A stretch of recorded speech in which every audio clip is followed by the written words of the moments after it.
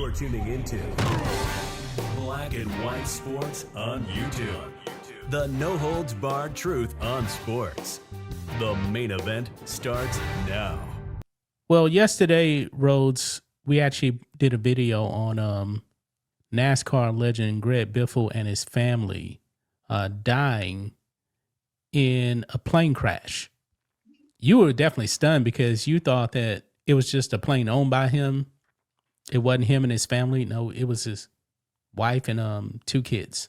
Yeah, and since we recorded that, my frame of reference was I thought there was something like that had happened, and I was right. Hendrick Motorsports, years ago, there was a plane that was owned by Hendrick Motorsports, and it crashed, and a bunch of people died, but not the driver.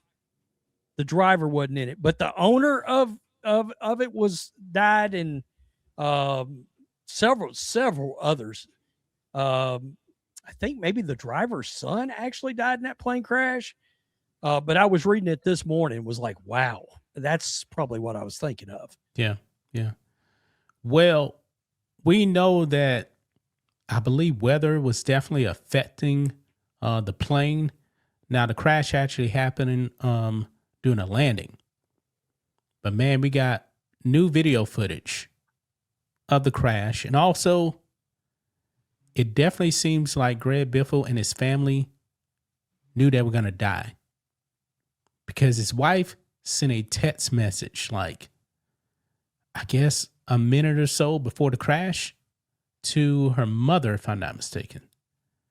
So let's go ahead and get into it. So right here on Outkick, Greg Biffle's wife sent her mom a chilling 3-word text minutes before the plane crash. Rose, I can only imagine how everybody was actually feeling on that plane, knowing that either something wasn't right or that they're probably going to die. Yeah, I mean that's pretty scary to know that. And this was sent, I guess, about 3 minutes before the crash. That was somewhere around there. Yeah, it was a long 3 minutes. I got to tell you. Yeah. I mean, that had to be, when I read this morning, I literally got chill bumps. I was like, good God, this was something else. Yeah. Says Greg Biffle's wife, Christina, sent an ominous text message to her mother mere minutes before her plane crashed Thursday in North Carolina.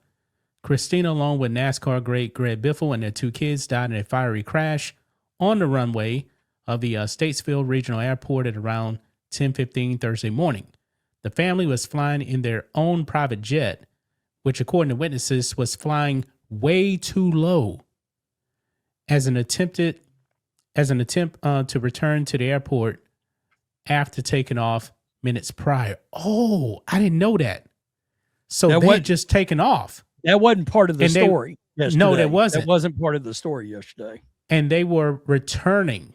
So he turned right around and tried to get back. Man, I didn't realize that. But this is what she had texted her mother. We're in trouble. Quote, we're in trouble. Yeah. So what was going on if they only just took off like what? I guess mere minutes or so? What was wrong? I don't know.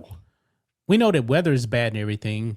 Yeah. But there had to have been something mechanical going on. Something mechanical had to be going on.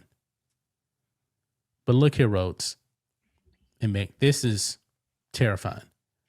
This is new video footage of the plane crash. There's no sound. Oh, there's sound. Yeah. Wow.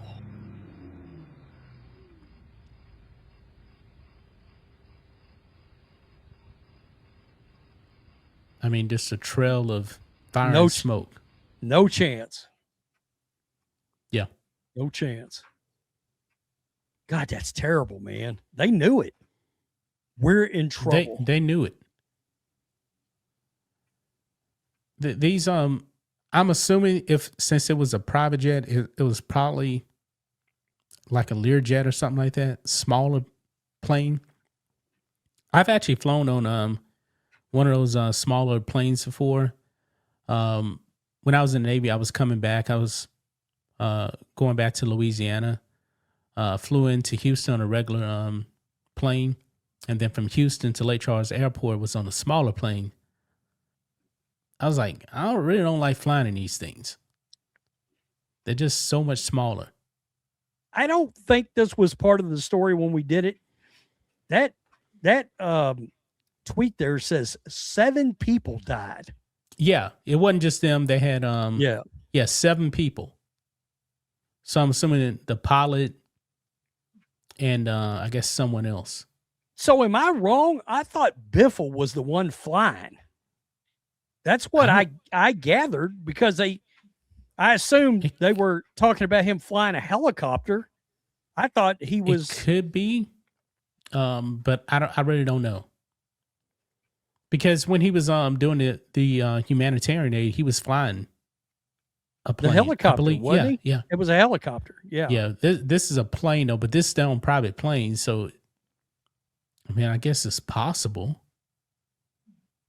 But I'm not really sure. I don't know who the other people in there. There's the story about Hendrick Motorsports in Virginia. Yeah, Virginia. That's 2004. Yeah. 10 people were actually on board. And just terrifying news, man. I mean, we're in trouble. That's crazy. What do you tell the kids? I'm pretty sure it was probably chaos. After they took off, they find out something's wrong. How far up were they actually? I don't know. Witnesses said they were flying way too low. They knew that. Yeah, they were flying low, but they were trying to return back to the airport. I saw video of a guy that, this sounds crazy, landed one of these planes on a highway, like an interstate with traffic on there, because he clipped the car. Wow. But he landed safe. I mean, everybody actually walked away. Now there was damage to the plane and to the car he clipped, but he actually got it down. You know, I was floored by that. I was like, wow, I've heard of planes landing on. I mean, they do it all the time in South Texas, I think. But if you watch Landman, you find that out real fast. But that's frightening. And of course, yeah, that's terrifying. Now the family has got this hanging over them every Christmas. Yeah. Terrible. Just terrible, man. I feel so bad for her mother. Gets that text message and bam, they're dead. Well, wow. The people that was, I mean, that's chilling for the mother to get that. But I guarantee you, Biffle and his wife, realizing what was happening and having their 2 kids there, that was the terrifying moments of what was happening, you know? Yeah. I don't know if he was flying. Probably. I don't know. I don't know the other 2 people also on the plane as well. Right. Man. Sad news. Very, very tragic and sad news. Man. Right around Christmas. Thanks for watching the show. Be sure to like, comment, and subscribe. Be sure to tune in next time on Black and White Sports.